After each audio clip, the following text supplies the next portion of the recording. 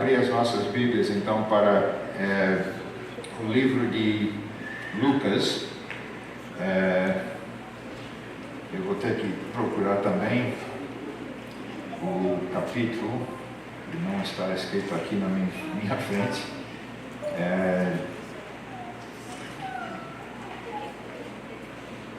16. Lucas 16, e a pergunta ou a questão do rico e Lázaro, que começa no versículo 19. Pode passar para o próximo. Tá, aguarda aí um pouco. Eu vou também seguir para lembrar onde eu estou. Tá, 16, versículo 19. Ora, havia certo homem rico, e olha, muitos dizem que esta é uma parábola, e é verdade. Quando Jesus fala em parábolas, ele diz assim: certa vez havia um certo homem, etc.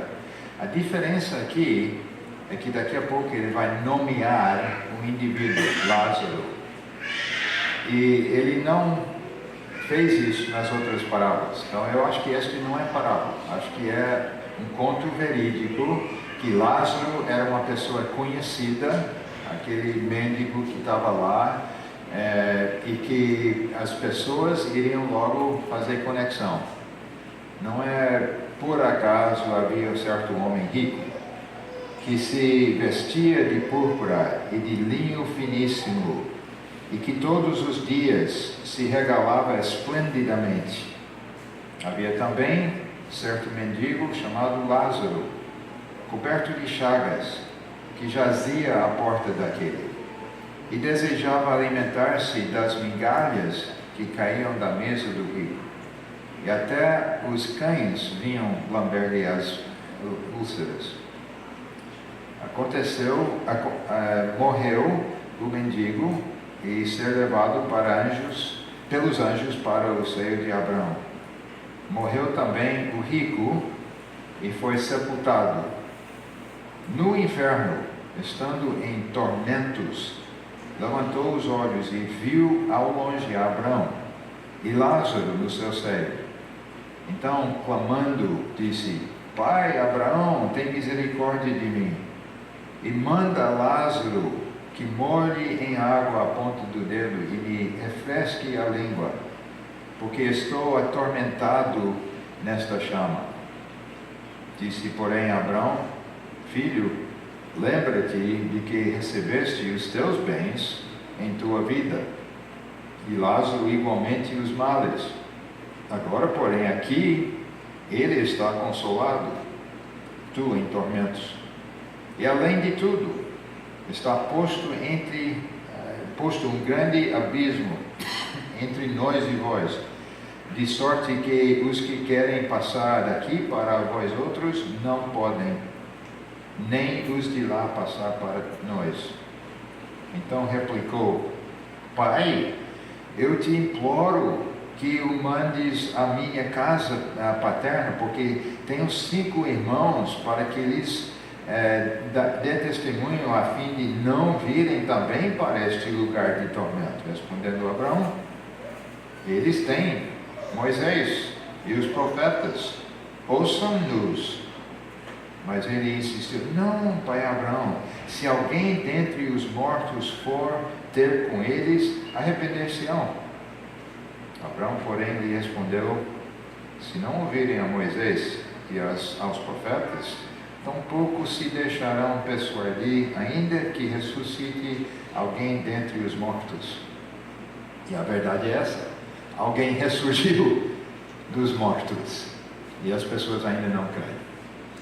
Então, este é um texto muito importante a vários níveis. Essa questão de calvinismo e arminianismo está aqui. Assunto de inferno, assunto de onde é que a pessoa vai depois da morte, a pessoa crente, a pessoa descrente.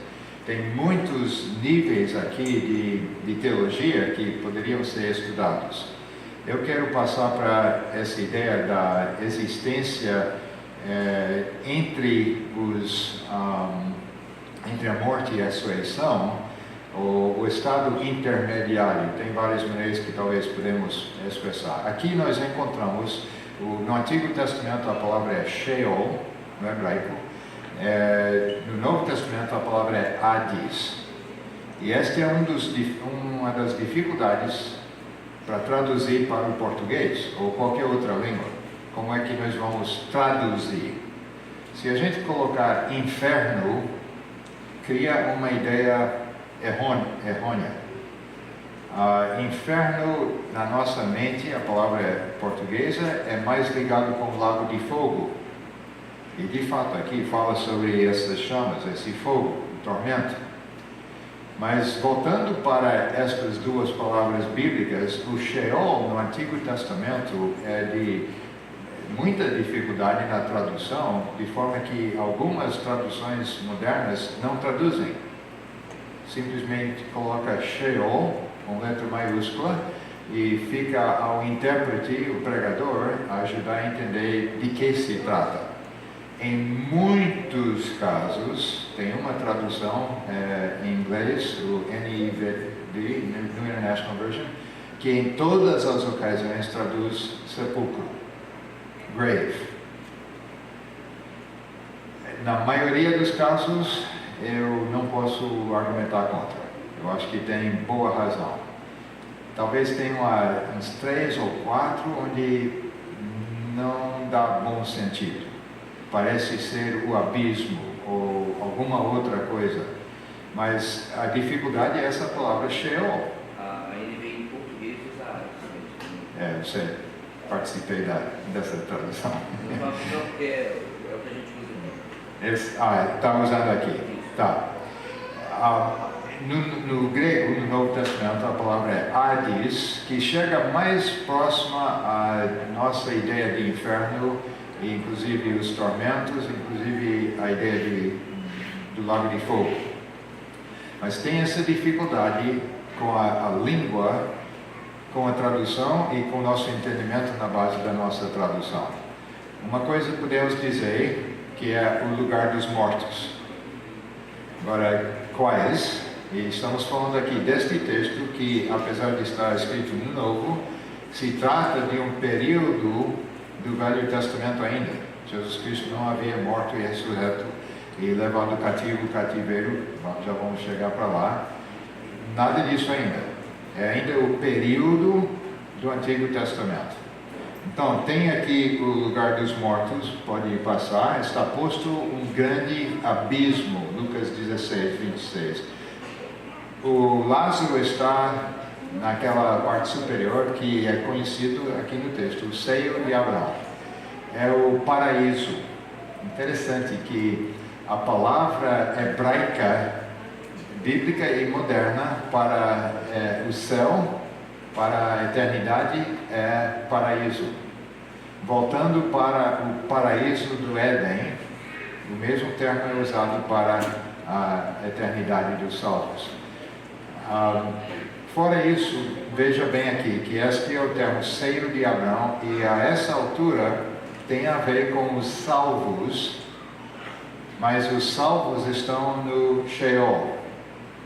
Também os não salvos, os descrentes, vão para o Sheol. Por isso que algumas versões traduzem como sepulcro, o que acontece depois da morte.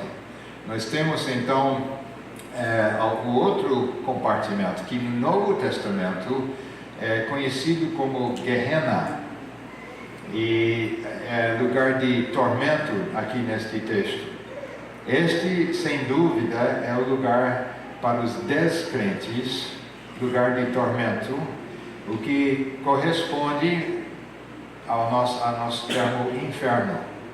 A Gehenna vem do hebraico, é grego, mas vem do Gei Ben Hinnom, vale dos filhos de Hinnom, que era um vale ali em Jerusalém, fora a muralha, onde quase todo mundo diz que eles jogavam lixo lá e estava sempre queimando e sempre subindo a fumaça lá. É verdade isso, mas eu acho que tem uma razão muito maior do que isso. era no vale de Gehenna, no lado de fora, onde eles sacrificavam aos deuses pagãos. Onde, por exemplo, eles sacrificavam os filhos ao deus Moleque. Interessante o nome. Em português tem outro sentido, mas esse deus exigia sacrifício de filho. Ele Moloque. Moleque não é. Tá. Isso é problema de filho de missionário que aprendeu português há muito tempo.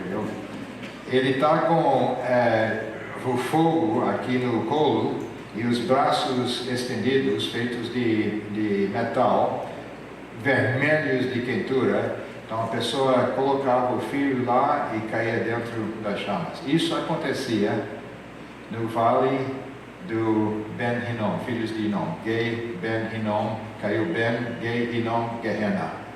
É assim que veio esta palavra para a língua grega. Esta é uma figura do inferno, do julgamento final, dos tormentos que tem lá. Agora, a questão é como é agora. E nós temos um texto neotestamentário, em Efésios capítulo 4, onde diz que Jesus Cristo desceu para o Hades, lugar dos mortos, correspondente ao Sheol, e pregou. Não se sabe o que pregou, nem para quem pregou, nem exatamente o propósito desta visita, mas uma coisa que diz lá é que ele levou cativo o cativeiro. E esta não é uma posição universal, mas eu continuo desta interpretação. Vou deixar na minha saída o seu pastor corrigir os erros aqui. E siga o seu pastor. Eu estou aqui apenas como visitante para expressar o que tem a minha conclusão. Que o que Jesus fez foi tirar os salvos do seio de Abraão, do lugar dos mortos em geral, e levar para a presença do Senhor. De forma que agora, quando alguém morre, não vai para o seio de Abraão, não vai para Sheol, vai ausente do corpo e está presente com o Senhor. Então, meu entendimento deste levar cativo o cativeiro foi que Jesus Cristo esvaziou o Sheol, o Hades, daqueles que eram salvos do Antigo Testamento, e levou para a presença de Deus no céu. Agora, o Apocalipse 20, o texto que nós lemos, diz que a morte e o Hades, quer dizer, o resto, o compartimento inferior, o Gehenna, foram lançados no lago de fogo. E eu entendo então que este é o último julgamento, ressurreição para a morte, segunda ressurreição para a morte eterna. Posso lhe dar depois? Não, eu não tenho esse, tem razão. Tá, vamos passar para mais um então, bem bonito e complicado aqui, vai exigir bastante explicação, eu tenho 23 minutos e pouco. É para ir até 11, né? Tá. O que se vê, passando para o próximo, por favor. Tá, o que se vê aqui é algo que acabei de explicar.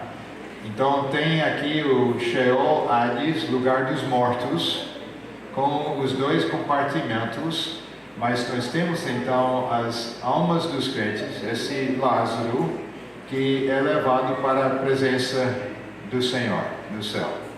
Vamos ver aqui em termos de vida, sepultura e o resultado final, como é que acontece. Estamos aqui agora na vida.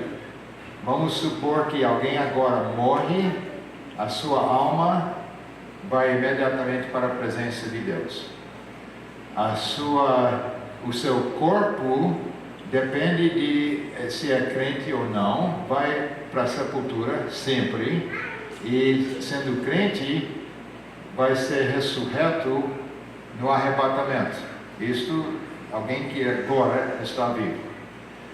O corpo do descrente permanece na sepultura para a ressurreição, que seria a segunda ressurreição, que é para julgamento do grande trono branco, o resultado ser lançado no lago de fogo.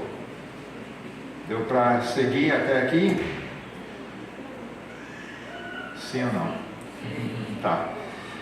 Depois, acho que deve estar 1 minutinho ou 2 para perguntas. Vamos pensar novamente aqui de quem está na sepultura, tanto do passado como agora.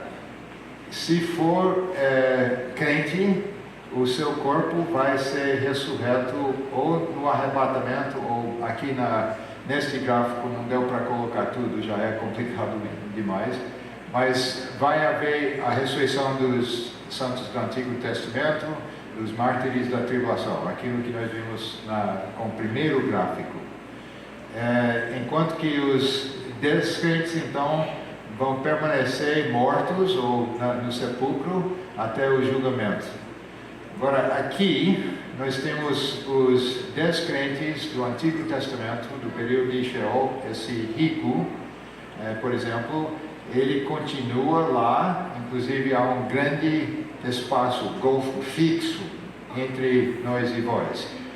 Não pode ele sair de lá, não pode alguém daqui descer para ele, então, para dar essa água que ele pede. Aqui vamos dar uma olhada também com os salvos, tanto do Antigo como do Novo Testamento ou de agora. As almas estão na presença com Cristo, e essa existência, entendo que é necessário algum tipo de existência física. Não sei se a palavra física é melhor, porque não sei se o corpo é igual, mas a alma do ser humano necessita de alguma existência física para poder funcionar. Isso faz parte da nossa essência. A ideia de ficar flutuando aí não tem cabimento no nosso entendimento de existência. E como eu falei, acho que ontem à noite, esse ser vai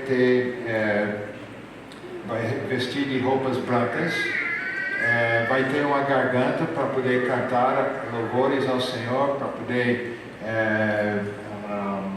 conversar, tudo isso. Ele vai ter capacidade de sentar sobre um cavalo. Deve ter algum tipo de existência para isto.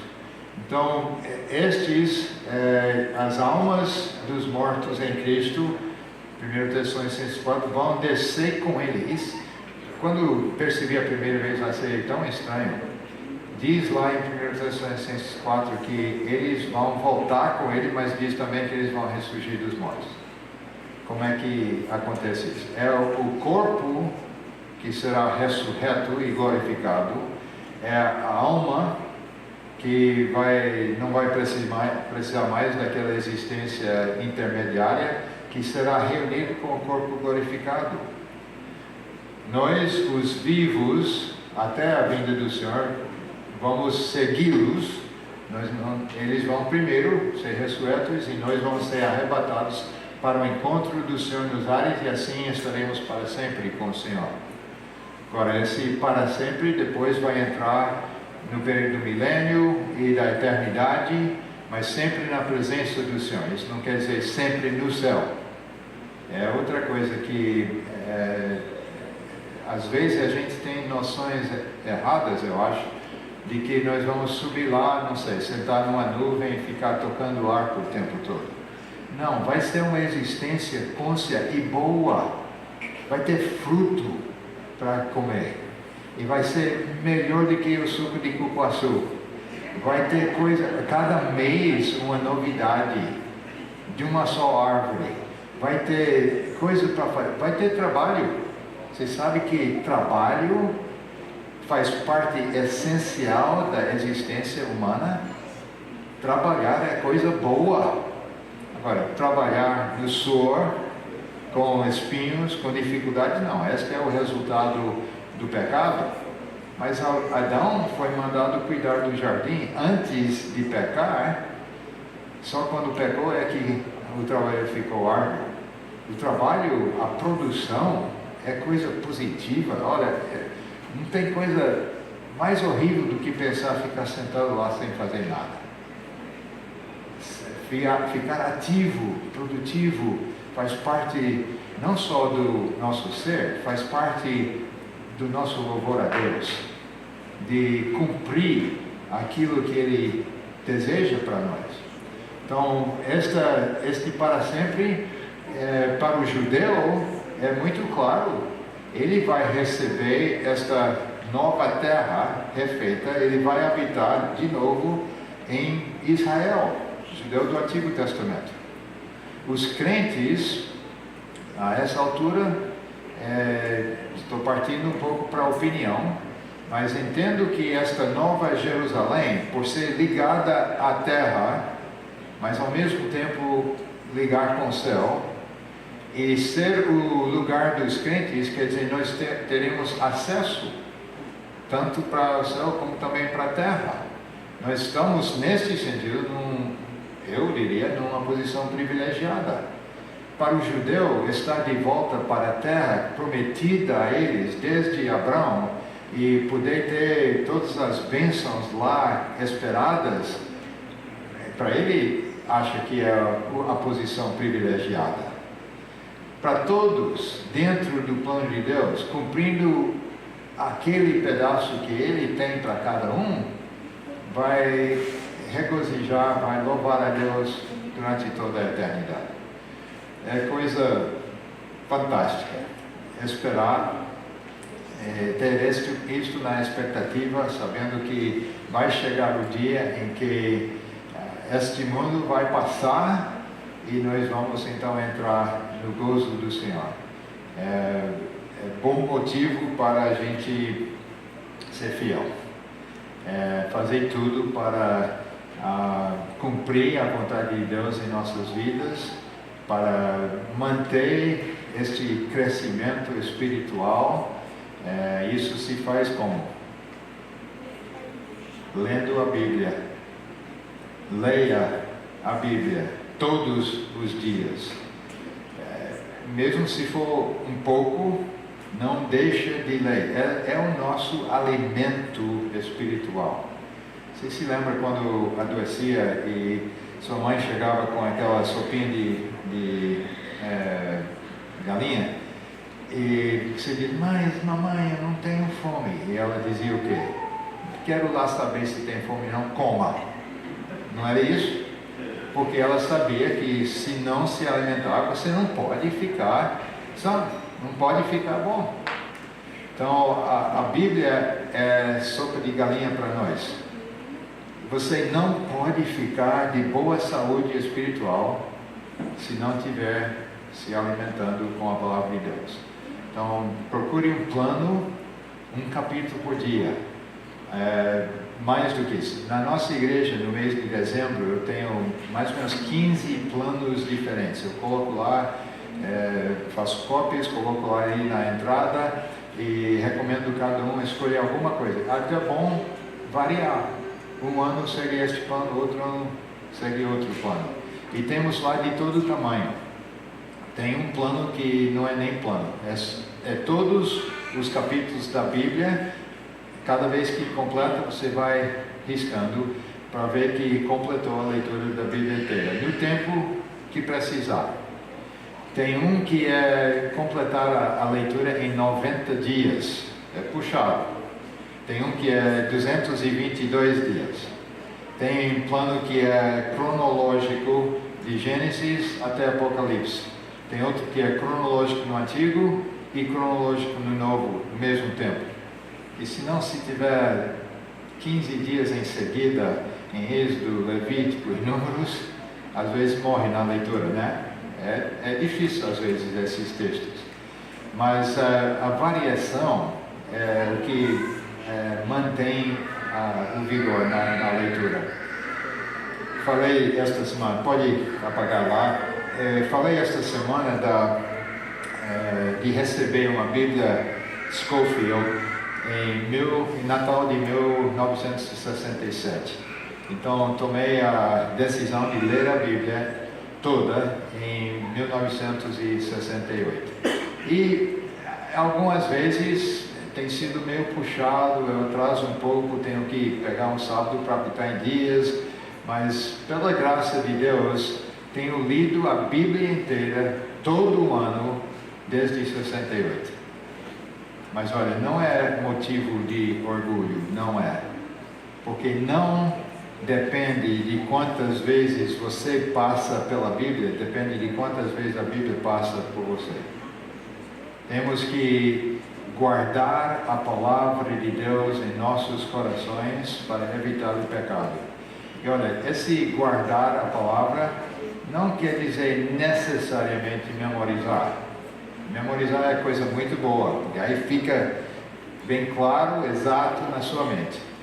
Mas guardar a palavra de Deus quer dizer ficar tão ciente, lembrando, pensando os pensamentos de Deus, de forma que cada assunto que chegar você já tem uma resposta bíblica àquilo. Isso se ganha através da leitura constante. Então, no meu plano, eu leio basicamente 2 capítulos do Antigo e 1 capítulo do Novo Testamento todos os dias. Leva 15 minutos, se isso. Muitas vezes, dependendo do tamanho do capítulo, é menos. E isso não é um grande preço. Isso é um investimento eternal. E recomendo que procure algum plano. Um dos planos que nós promovemos na igreja, eu tenho feito 3 vezes já, é um plano de 10 capítulos por dia, escolhidos de 10 tipos de literatura diferente. Então tem capítulo do Pentateuco, tem capítulo de poesia, tem capítulo das epístolas. São 10 categorias que se repetem.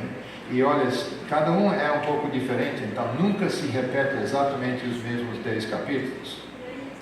Na realidade, você vai ler a Bíblia 1,5 vezes durante o ano. É mais do que a Bíblia toda no ano. E a vantagem deste esquema, deste plano, é que você está lendo aqui alguma coisa e reaparece aqui o mesmo assunto. E olha lá, está aqui também, nesse capítulo. De novo, e todos os dias eu pude sentir aquilo, mesmos assuntos dentro da Bíblia. Porque se a gente lê só uma parte, talvez vamos comparar com outra parte, a gente vê o relacionamento, mas eu vi dia após dia após dia como está lá todos estes assuntos repetidos. Foi uma experiência muito boa. Li uma vez a Bíblia em hebraico.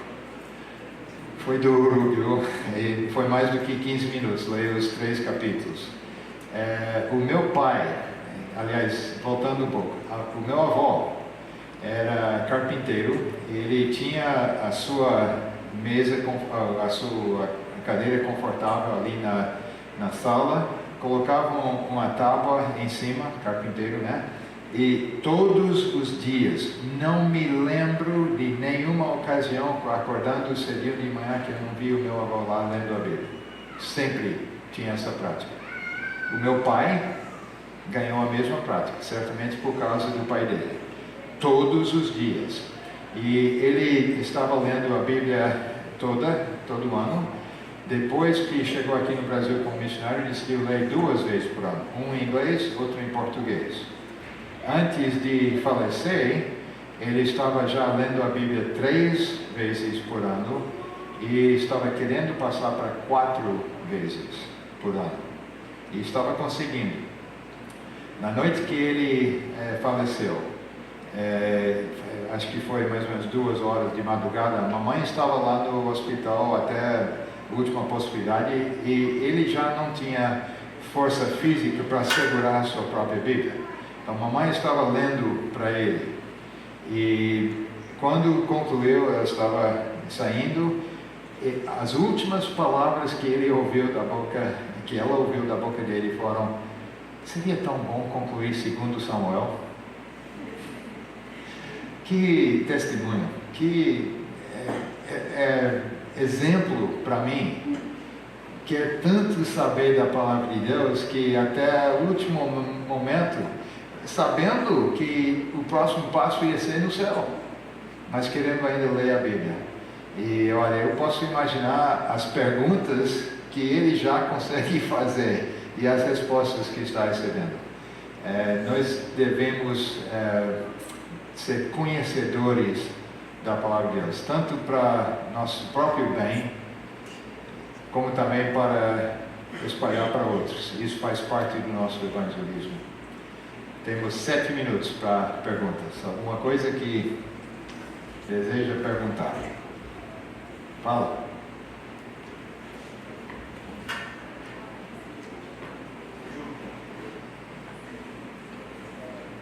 Você que levantou primeiro, moças primeiro.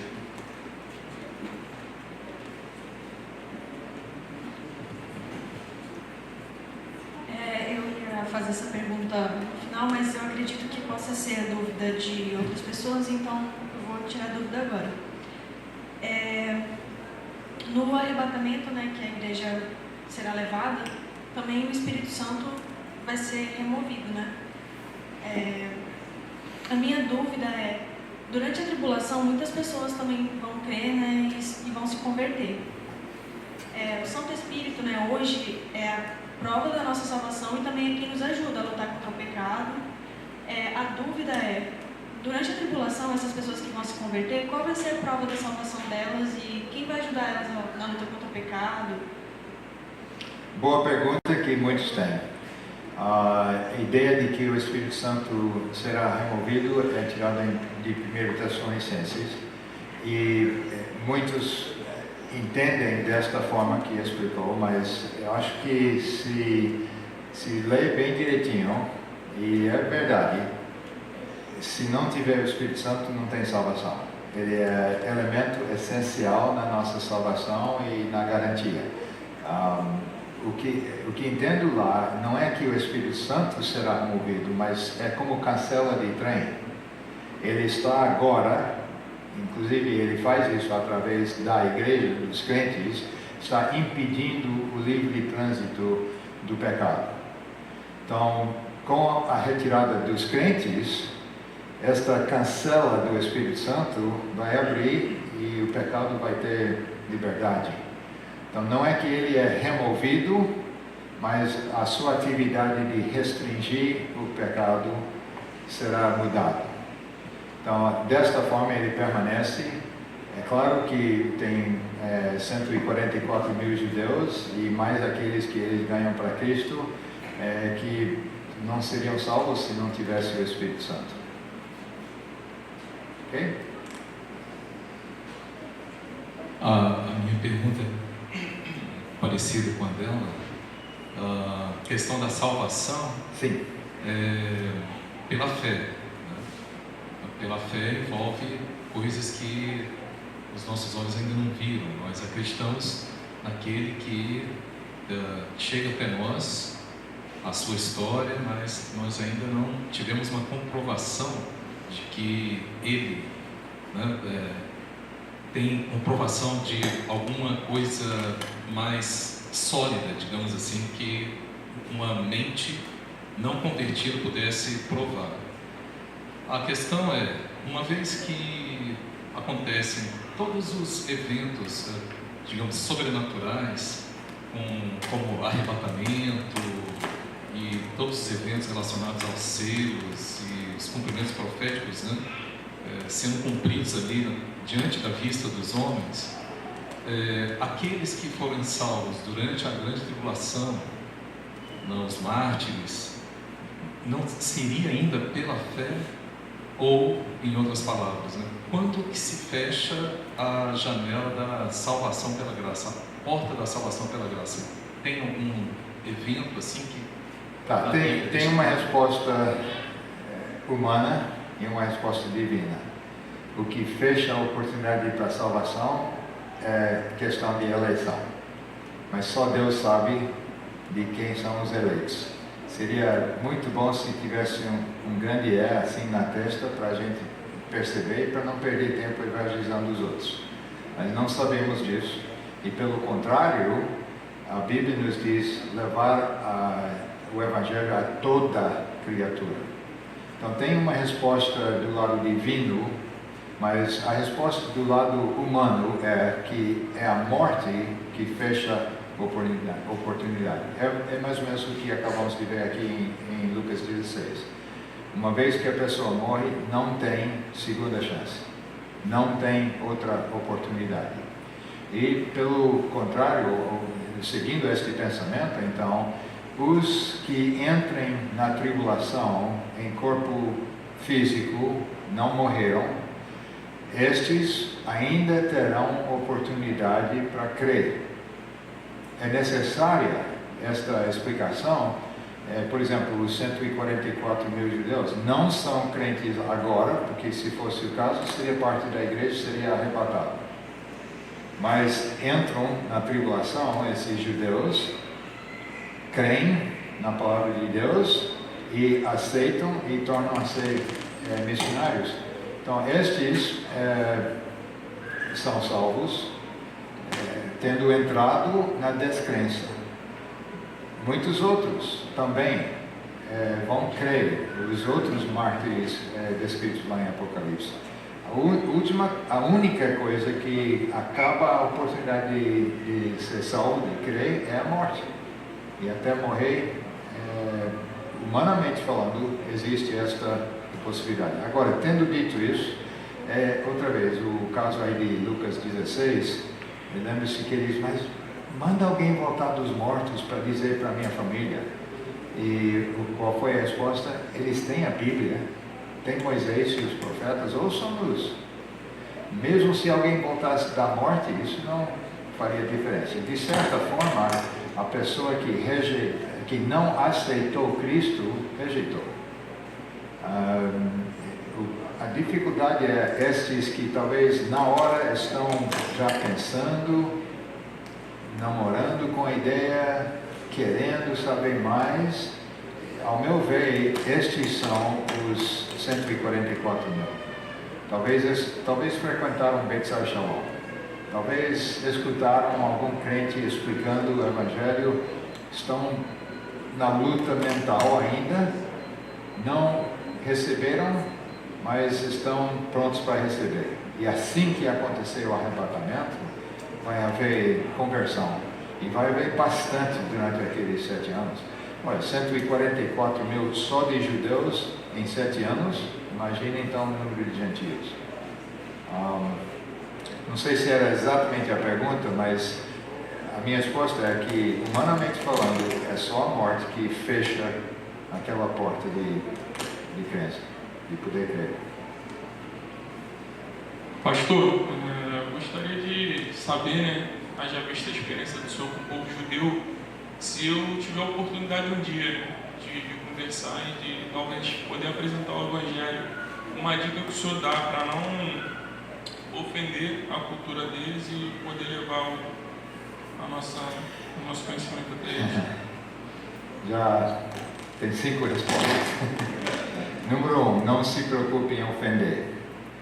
O Evangelho é ofensivo, porque diz que nós somos pecadores e que nós necessitamos de salvação divina porque não podemos nos salvar. Então, o Evangelho ofende. Por outro lado, não queremos ofender desnecessariamente e talvez em bobagem que vamos falar ou cometer algum outro erro. O primeiro conselho que vou dar é ser amigo. Procurar criar amizade. Isso é verdade com judeu ou com não judeu. Tem que abrir aquela porta de oportunidade para falar, entrar na vida da pessoa. Então, procurar ser amigo, e especialmente em relação a judeu, eles vão responder de uma maneira positiva se você fizer perguntas. Como é esse negócio da Páscoa? Eu queria saber mais. E fazendo perguntas assim, e daqui a pouco vão lhe convidar para celebrar a Páscoa na casa deles. E você vai ter, através disso, muitas oportunidades. Então, o segundo conselho é, faça perguntas. Então, quando eles explicam isso, façam uma pergunta a mais. E por que é assim? Por exemplo, isso tem que ser na hora certa, mas como é que os judeus resolvem o problema do pecado não tendo o templo e os sacrifícios. Era necessário o derramamento de sangue para remover o pecado. Como é que se faz hoje? E se são conhecedores da sua própria religião, eles vão dizer uma bobagem dessa. A Bíblia diz que o sacrifício dos lábios é o que fazemos. Então através das nossas orações, lá na Muralha de Lamentações, etc., é que Deus remove os pecados. Agora, em vez de dizer que isso é bobagem, como eu acabo de dizer, faz outra pergunta. E quando você fala com Deus nessas orações para Ele tirar os pecados, o que é que diz? O que está procurando é alguma coisa sobre arrependimento, pedir perdão de Deus pelos pecados. Então, amizade e perguntas. E vai aprendendo, vai seguindo. Lembre-se que você tem o Espírito Santo habitando dentro para lhe ajudar, justamente nessas horas. Passou o tempo, não posso contar mais história. Talvez depois. Você sabe quem tem que convencer. Cadê o homem, né? Se o chefe permitir, eu conto.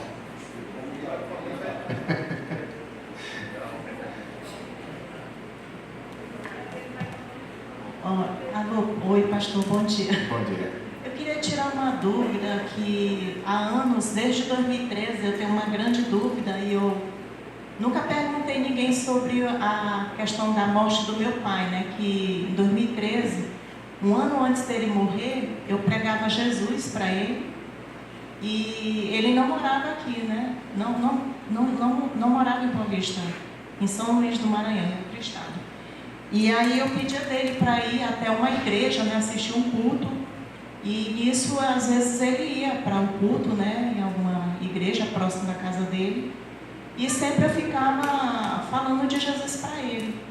E teve um determinado tempo que ele adoeceu e umas irmãs da igreja foram visitar ele e chegaram a perguntar se ele queria aceitar Jesus como seu Salvador. E das 2 vezes que essas visitas foram até ele, que fizeram essa pergunta quando oravam, ele só respondia assim: agora não, um dia eu decido, depois eu decido. E não teve uma terceira tentativa porque ele passou muito mal e foi para o hospital e no caminho, na porta do hospital, ele faleceu. E eu fiquei assim até hoje com essa dúvida, né? Será que pelo fato dele ter dito isso, né? Eu pergunto sempre a Deus, será que ele foi ou não foi contigo, né? Por ele só frequentar a igreja, então eu penso assim, será que foi ou não? Tá. Não quero levantar nenhuma esperança falsa. É Deus que sabe. Parte do problema é essa frase, aceitar Jesus. O que significa? Para ser salvo é necessário arrependimento do pecado, para então pedir salvação. Acho que é possível a pessoa pensar, talvez namorar com a ideia e quem sabe na última hora decidir, mas é muito arriscado, que ninguém sabe quando vai morrer e ninguém sabe se vai ter mente ainda naquela ocasião. Por isso que a Bíblia diz, hoje é o dia de salvação. Não é uma coisa para deixar para depois. Como pastor, eu tenho enfrentado isso mais de uma vez também.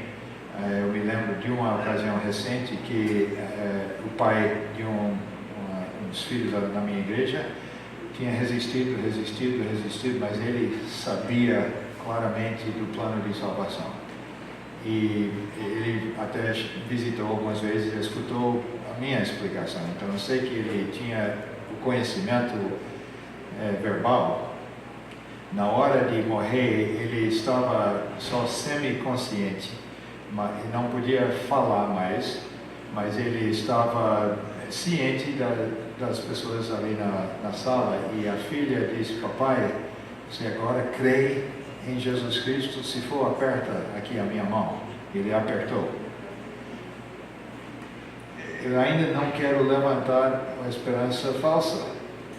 Eu não sei, eu não ouvi ele se arrepender dos pecados e pedir perdão divino.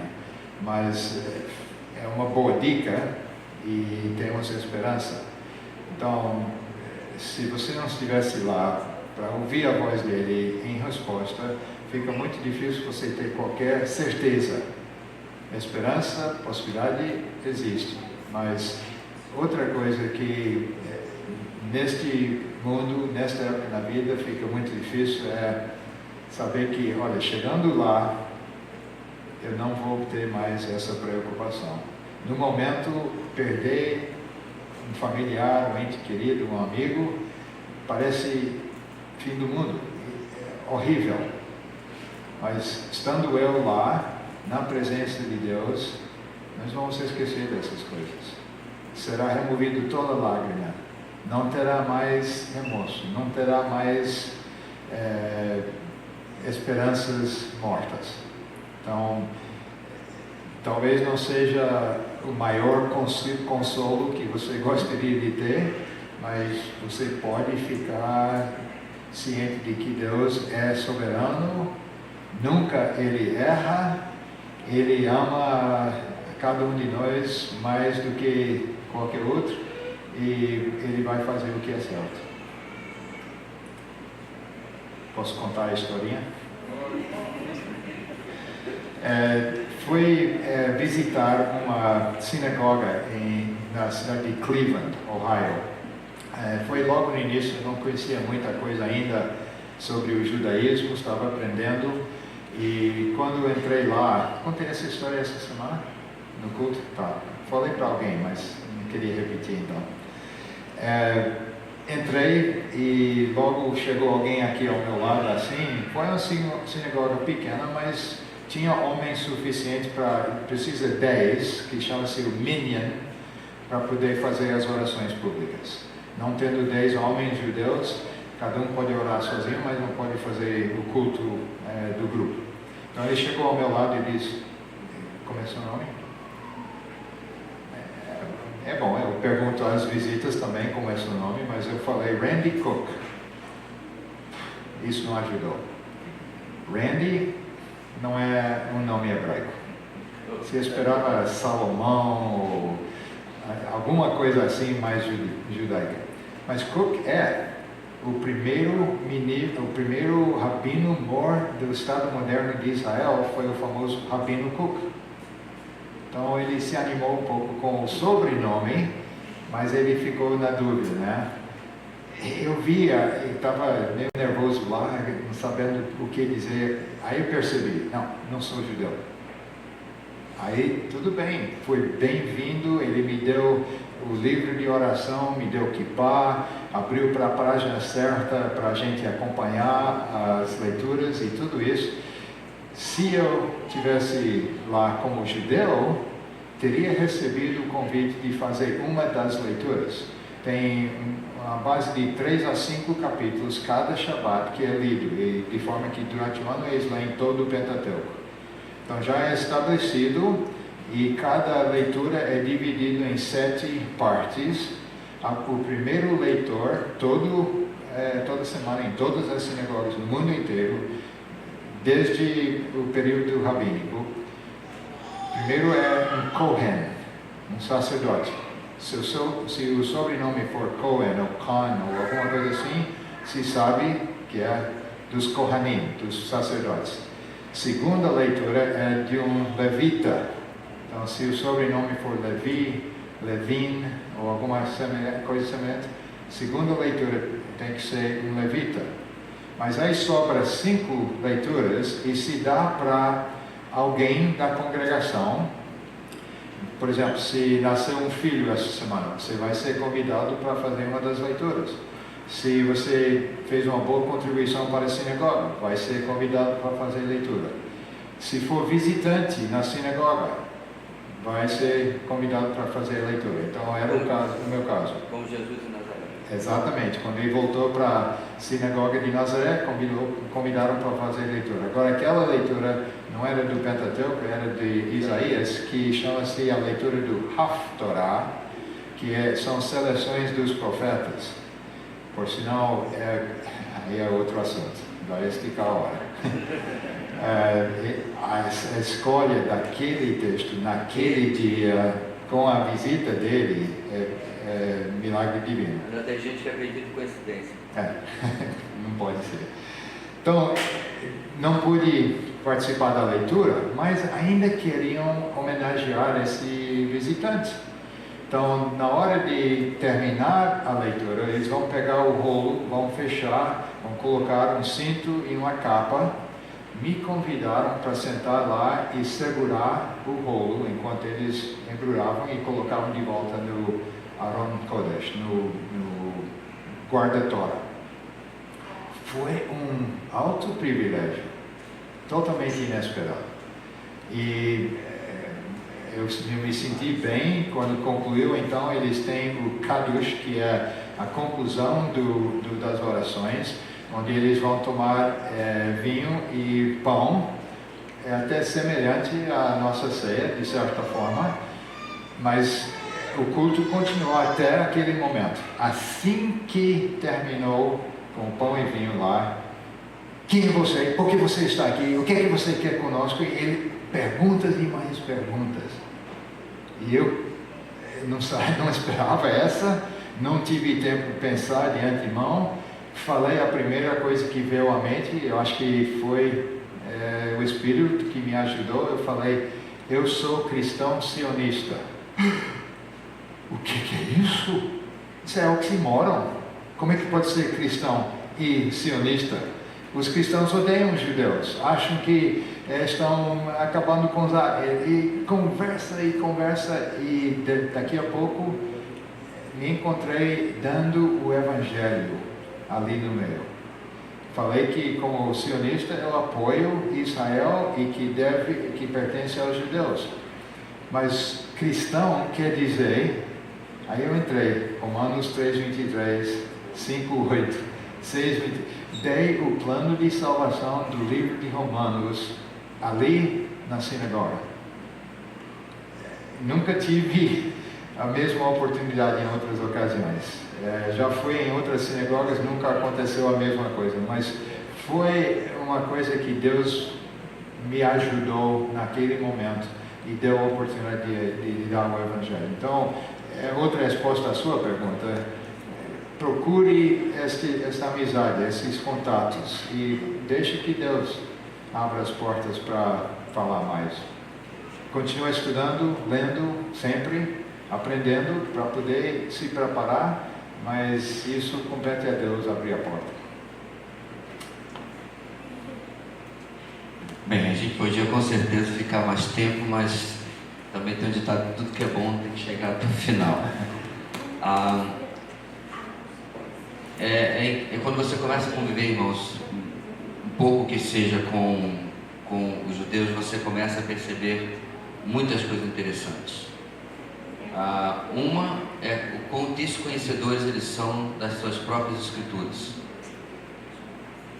O testemunho, isso eu já falei aqui na igreja algumas vezes, de quantos judeus, particularmente fora de Israel, mas lá também, que quando leem, e o Randy mencionou isso em uma das palestras, quando leem Isaías 53, eles acham: quem colocou esse texto cristão aqui dentro da minha Bíblia hebraica? Eles, por si só, lendo Isaías 53, percebem que fala de Cristo como Messias. E são muitos alcançados através simplesmente da leitura desse texto. É algo impressionante. Canal One for Israel, você conhece esse? É um canal de testemunhos. One for Israel. É One for Israel mesmo, se quiser lá, vai abaixo. Exato. Ele contém muitos testemunhos, alguns inclusive legendados já, em que isso aconteceu. E por outro lado, quando nós estávamos lá no Muro das Lamentações, e ele é separado, lado esquerdo para os homens, lado direito para as mulheres. Tem uma separação assim e ninguém ousa diferente. Depois que eu tinha terminado, porque do nosso lado, mais entrando para a esquerda, costeando o muro, você tem uma escola rabínica. Então eu passei bastante tempo lá e depois voltei para o outro lado para encontrar a Leila. E ela tinha um vídeo que Inclusive eu incluí esse vídeo numa das gravações que eu postei naquela época. Tinha uma jovem, e ela me lembrou muito como se fosse uma jovem da nossa igreja. E ela estava com a Torá menor que isso aqui, na verdade metade, bem pequena, nas mãos. E eles têm esse movimento típico, né, Randy, de balançar para frente, para trás quando estão orando. E ela balançava o tempo todo e ela chorava copiosamente. E ela beijava a Torá. E aquilo, meus irmãos, me chamou a atenção do contraste de alguém que lê e não enxerga o que está lá, mas que dentro da sua limitação ama a palavra de Deus e ali ora, né, como já foi colocado tantas vezes pela vida do Messias. E meu coração se entristece, irmãos, porque como diz o salmista, no Salmo 119, vou parafrasear porque não vou levar o texto totalmente. Meus olhos choram porque o teu povo não ama a tua lei. Isso seria fácil nós olharmos para os judeus e se eles não amam a lei, ou não como deveriam, mas como está a sua vida com a palavra? Eu sei que talvez você possa dizer assim, poxa, pastor, não dá nenhum desconto, a gente tem devocional aqui, a gente tem isso, tem aquilo. Nós temos, Randy, todo ano a campanha da leitura bíblica integral. Particularmente eu promovo mais a cronológica, porque ela ajuda também na compreensão do todo. Mas como eu disse, eu já disse várias vezes, se você vai ler saltando como um canguru, correndo como uma lebre, pouco importa, desde que você leia. Mas o meu ponto, meus irmãos, e esses dias também lá no tempo que nós tivemos com os pastores na sexta de manhã, nós precisamos, irmãos, não nos contentar com alguma percepção de excelência. Você entende o que eu quero dizer? Porque se você se compara com quem vive de maneira medíocre, talvez você apenas seja um medíocre melhorado e não necessariamente está vivendo em excelência. Eu vou repetir, se você está satisfeito com o que você está fazendo, porque, e é verdade, a grande parte dos evangélicos não lê a Bíblia, não estudam teologia, não faz absolutamente nada, e você está de alguma maneira satisfeito, enquanto você tem diante de si uma profundidade tal da palavra, da doutrina, que você pode fazer 300 pós-doutorados, você jamais penetrará totalmente na profundidade da palavra de Deus. Então, irmãos, mais uma vez, lá na porta, nós temos algumas dicas de qualidade de vida espiritual. E entre elas, a leitura diária da palavra, a leitura devocional diária da palavra, que são coisas distintas. A leitura costumeira e constante de bons livros, temos livraria, temos biblioteca. E por isso, irmãos, nós estamos já indo para a 15ª conferência da nossa igreja. Não é evento, não é para preencher calendário, mas é para dar a cada um de nós condições de aprender e ter a firmeza da palavra, para que não sejamos levados por vento de doutrina como meninos, como Paulo nos adverte. Então a visão daquela jovem, meus irmãos, me constrangeu. Provavelmente ela não conhece quase nada daquele livro que ela estava beijando, pelo menos não do jeito que deveria. Porque Jesus falou, se você conhece as Escrituras, você crê nele, porque são elas que dão testemunho de mim. E ele estava falando do Antigo Testamento, aquele ponto. Mas, irmãos, que nós possamos apreciar. Eu quero, mais uma vez, agradecer ao Randy. É muito bom, mesmo para quem, como eu, estudo escatologia desde os 14 anos de idade, rever tudo isso, ouvir e completar e complementar e fortalecer, porque esses são os conhecimentos que dão firmeza à nossa vida. Que em meio, irmãos, inclusive a situação que nós estamos passando, onde tem crente vivendo, não é ocasionalmente, vivendo à base de remédio. Crentes. Ano passado, 4 pastores deram cabo da própria vida. Quais são as disposições espirituais e mentais que levam alguém que conhece a verdade a esse ponto. É não deixar que essa verdade se transforme em algo factual, real na nossa vida. Com pandemia, sem pandemia, o trono não está vago. O Senhor reina, tremam as nações. Isso está lá no Antigo Testamento, não é no livro de Apocalipse. O Senhor reina, e Ele continuará reinando.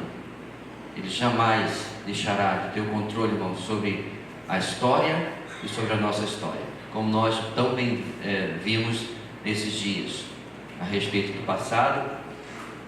E que Ele não falou nem um pouquinhozinho do passado mais presente de Israel. Qual foi a guerra em que ele estava sozinho contra 6 ou 7 nações? Foi a guerra em que eles atacaram em Yom Kippur.